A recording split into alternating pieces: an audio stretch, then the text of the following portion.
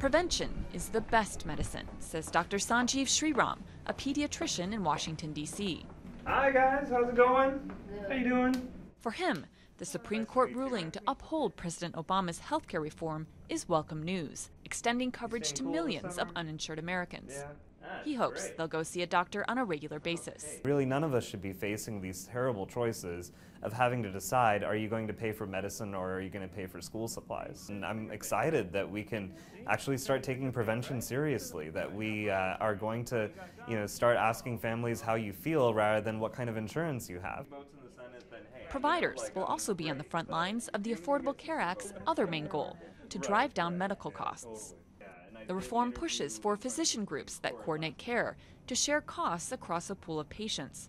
But many private practitioners, like Dr. Marcy Cook, prefer their independence. I believe that government absolutely should not be involved in health care.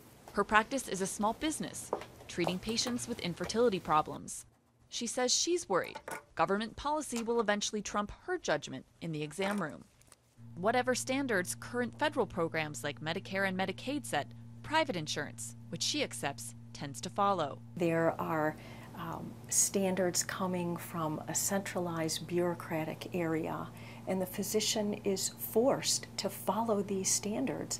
Otherwise, his payment will be reduced. If my payment is reduced, I can't run a business, and if I can't run a business, I can't have a practice.